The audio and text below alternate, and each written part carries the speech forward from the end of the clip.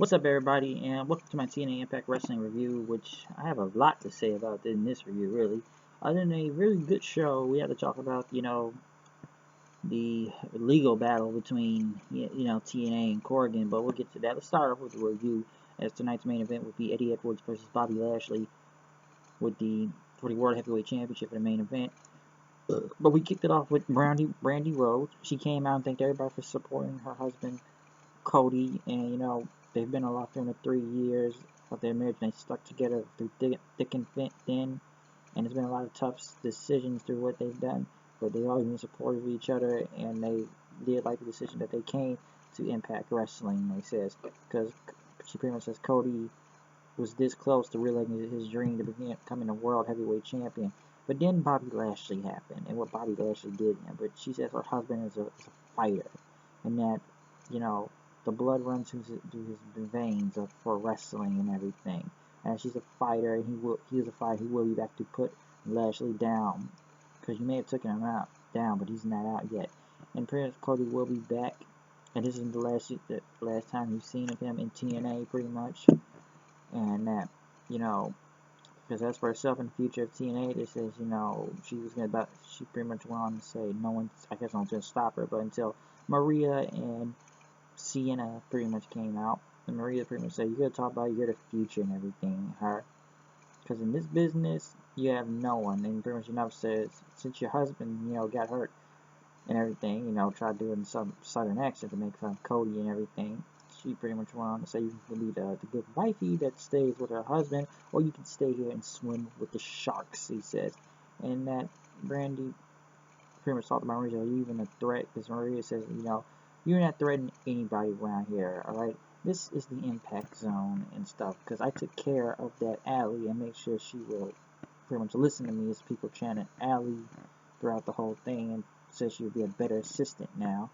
And she pretty much offered Brandy to be part of the lady squad with her.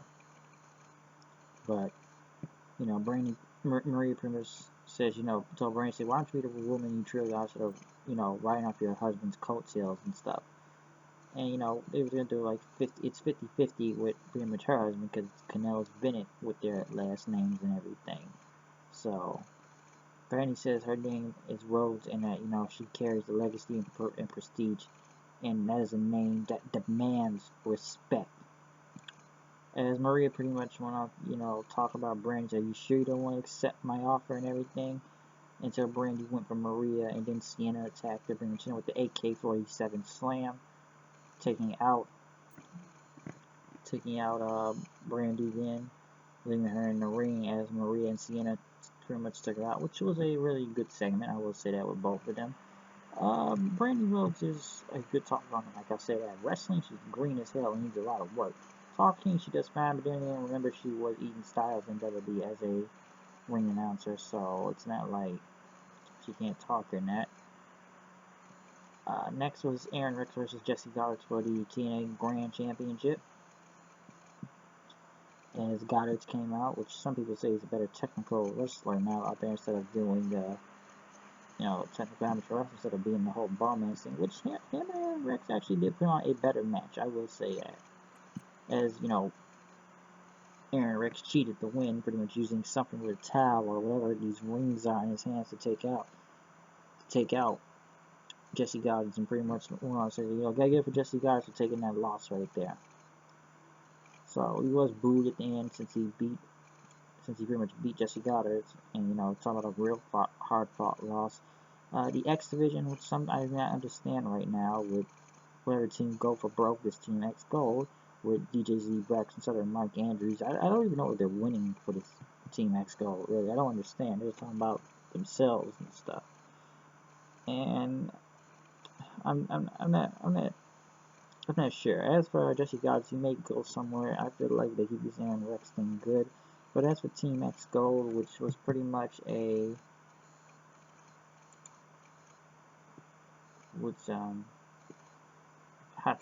pretty much a triple threat spot fest for the X Division between the Marche Rocket, Trevor Lee, and Andrew Everett, going against Decay and Rockstar Spell, going against Team Go for Broke, which is pretty much a spot fest really, and I don't understand what they're trying to win. I don't know what Team X Gold is that much they haven't explained. I really don't understand X Division or whatever rules they're trying to do, so I don't know, and enforcing the rules. I just know Team Gopher broke one. So I'm really not understanding. Now, here's one of the best things of the night. Even though one of the best things was the Eddie Edwards promo video packages that they showed throughout his entire career in TNA, of him being in there, the injuries he took, pretty much the woman he's married, his mentor dying, all the way up to him winning the TNA World Heavyweight Championship. Because first, when the Wolves did have the tag team titles, Eddie was hurt first, and then after that, Davey got hurt then, pretty much after, they both had tag titles, but they kind of both suffered the same injury with the ACL. And Eddie Edwards winning the X Division champion, and then losing to Lashley, and then finally winning the TNA World Heavyweight champion. But as the Hardys came out with Rebby doing the "They'll fade away and classify themselves as obsolete," as Matt talked about his broken brilliance, and then the Fairies brother Nero. They called out the masked men and stuff, which the DCC pretty much turned everything black. And then when they turn around, he says, "Mysterious masked businessman, I knew you come."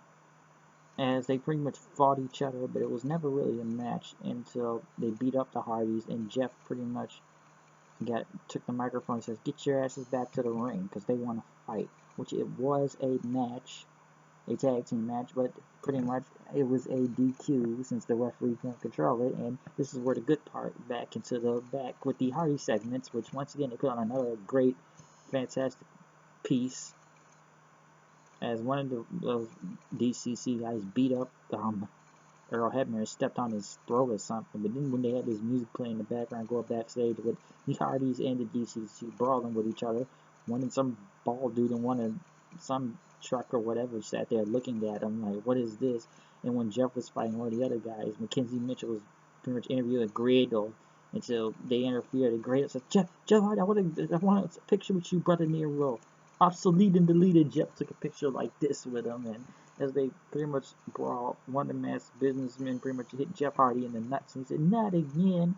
As Matt took him out from behind, he grabbed the lake of reincarnation water, threw it at Jeff to cure him, and once again he became the Antichrist of professional wrestling. His immortal gimmick with the Immortal World title, pretty much took the title and hit one of the masked guys, and took a cigarette, smoking it, and put it on his mask of his head.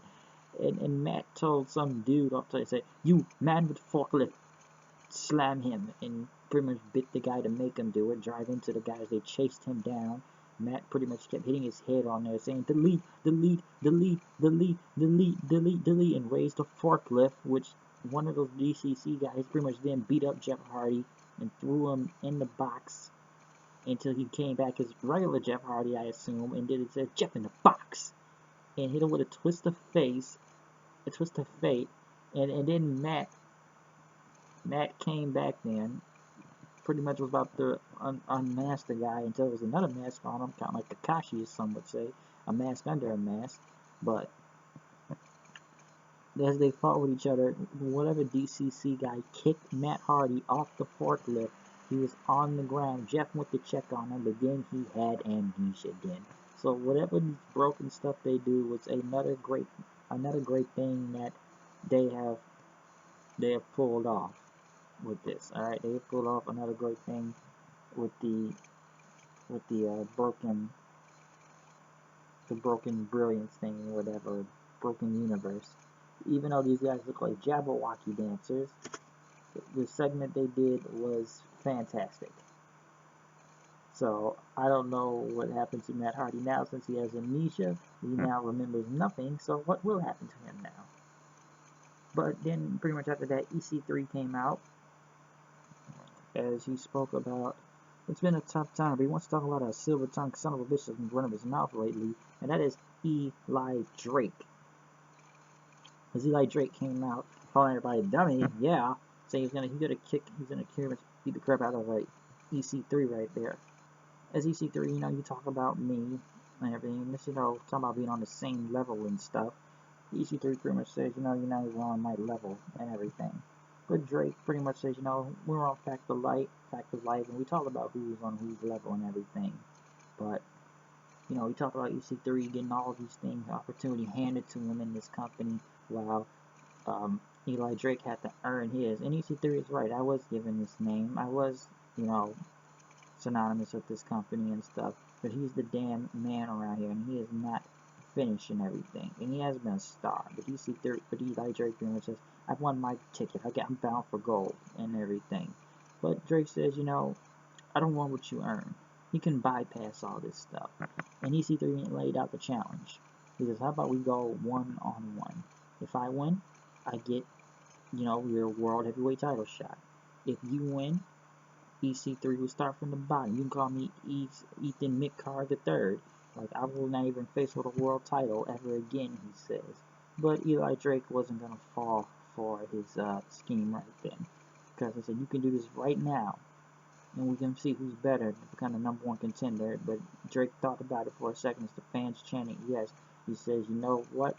I'm not going to do that because I'm going to we could make history win. It's going to be EC3 versus whoever the world heavyweight champion is next week between Bobby Lashley and Eddie Edwards, which was a really good segment between both guys. It's pretty much Eli Drake not looking like a goof and putting his world title shot on the line, I will say that. So at least he was, you know, smart to do that, so he not prove himself to be a dummy, yeah, and, you know, kicking the keister out of EC3 out there. And Bobby Lashley, he pretty much cut a promo in the back then. Pretty much talking about Cody who, like, accused at the wrong place at the wrong time. And he says Eddie Edwards is going to die now. His dreams will die when his kids and wife are going to watch what's going to happen to him tonight. But good promo from EC3 and Eli Drake. I'm sorry I get the names mixed up. But as they played a lot of promo video package and both men entering, pretty much coming out to the ring, giving a big fight field between Eddie Edwards and Bobby Lashley. The TNA World Heavyweight Championship was on the line, which pretty much was a really, really good match, I'll say that. Now we can talk about the biggest things was the ref bumps, really, and maybe, yeah, mostly the ref bumps, because when the match kind of came into, Eddie Edwards pretty much did grab Brian Hebner, and Lashley slammed into him, and then he speared Edwards, but then he tried to wake the referee up, and when another one came out and tried to count, pretty much Bobby Lashley punched him in the face, and we didn't know what was going to happen. And then after that, Eddie Edwards at the Boston Meat Party on Bobby Lashley, and the referee counted 1, 2, 3 really quick. It looked like he just screwed him over and stuff, so, you know, he pretty much, you know, screwed him over and everything, so we don't know what really happened that day, because he pretty much just screwed over with the fast count going 1, 2, 3. So, yeah, I don't know what's going to happen with this Bobby Lashley versus Eddie Edwards thing, but at least Lashley didn't technically lose clean, because it could have made him look weak. But it was a really, really good world title match. I will say that between both men. So, I did like the video packages they did for Eddie Edwards also, but one of the other best things tonight was the Hardys segment between them versus the DCC, so that was another great thing. Now, I'm a little to the serious part, really, to, you know, the situation we have going on right now with the, well, I'm sure everybody in the mom knows the situation with Billy Corgan and TNA. And, you know, I could sit here, I can read all the things Billy Corgan has put out on Twitter recently, and I cannot blame the guy, and that, yes, this is not a giant war between both these, well, pretty much the company and them, and pretty much count those RLX people, not RLX, but the Anthem people, whoever does the Fight Network and stuff, and I will add them too. And I heard Dave Lagana leaving, because, listen, let's be honest here. People want Billy Corgan to take over TNA Wrestling. We all do. We want him now to go for that 36%, okay? And no one blames him. We all know Dixie Carter is a bad businesswoman now after all this. And I feel bad for Billy Corgan because he genuinely does care about the wrestlers. A lot of wrestlers in the back love him, and a lot of creative teams, because Mike Dennis just expressed his frustrations over it. I'm sure a lot of other wrestlers have said it also, because they do love Billy Corgan. Because, you know, Anthem wants to put out that he's not the TNA president anymore, but he's pretty much implying that he is. And he said he was not owed all his money back on that day, even in promise. And of course, I don't blame him going after that 36% and trying to get a stake in this company. I do not blame him. He really does care. Not saying he could have done anything but sell it off to some powerful titan over, you know, I'm sure everybody knows, you know, WWE, but, you know, we don't want him to WWE to take it or anything, which I'm sure a lot of people do are going to disagree with me and hate on it, because everyone's pretty much going to come in and say, give it up to the company, which I've heard numerous times. And I really do feel bad for Billy Corgan and everything, and I really do hope that things go out better for him, because he has called out TNA on their bullshit, he's called out them Anthem people on their bullshit, and do you blame anything for what he's done? Hell no, you don't blame anything for what Billy Corgan's done. He put his money into this company, he wanted to help out, he really did, and was taking it over had to be a point to stop Dixie Carter and her madness. Who could blame him? And you know, I don't know what's going to happen next in this war. I hope Billy Corgan does get that 36% so he can do something to help out. Because I believe Dixie Carter does not really have a lot of power anymore. Allegedly she has 5%, but the Anthem people have a lot of stake now in the company. But like that, like if Dixie Carter, you know, what a fucking moron and everything, which everyone has said now. They're just giving it to be, well, what a big fuck you to all the wrestlers and stuff. And I don't know what's going to happen now. But I do guarantee one thing. I hope, like I said for numerous times now, and I know I'm starting to repeat myself, we hope Billy Corgan does get TNA. We really do hope he takes over. Alright? He is the man. He does have a vision. He does give a damn about this company and the people in the back and creative, because it looks like a lot of people are really on his side. Almost everybody in that company is nearly on his side, because they side with Billy Corgan, alright? Because they know he has the vision and pretty much the skill. He's a great mind to the business, and he needs to take over. He really does. It's a shame that it's had to come to this, where they are just arguing with each other on Twitter, but I know one thing, Billy Corgan is gunning for TNA Wrestling, and he's gonna get power.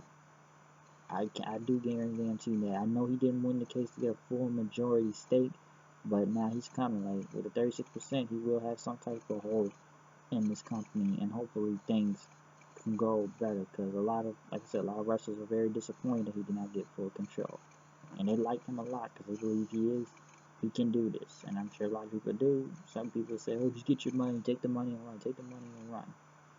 Nah, this man gives a damn. He cares. He gives a fuck.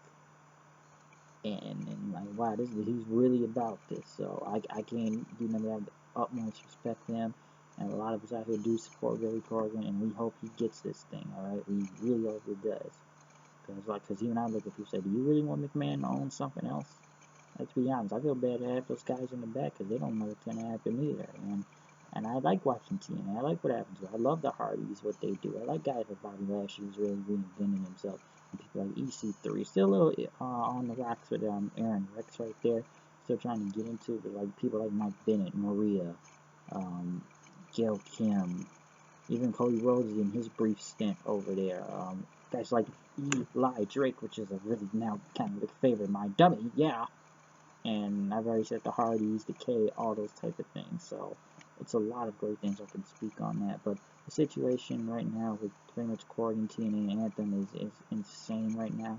I'm hoping some type of resolution can be involved. But right now, we're all hoping Billy Corgan gets that company, and we're hoping for the best for him and that he takes over and everything. So I just want to give him a little bit of my thoughts on the whole situation, which is really just gone crazy right now.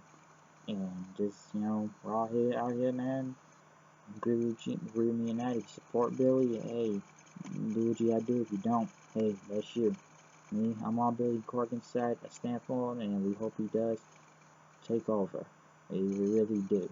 Because I do enjoy the show, and the reason why I really do believe Lagana left was because Billy Corgan, and, you know, he believed in him. A lot of guys believe in him. I don't know what's going to happen next, but if the smart thing, if the Anthem or people want to think right now, TNA, you better bring Billy Corgan's ass back. And I hope he does come back, even if he has to take that 36% to do it and be back, alright? So that's my opinion of it. But I'm out of here. I'll see you guys later. Peace out, and, you know, check out more reviews and everything, or whatever. Peace.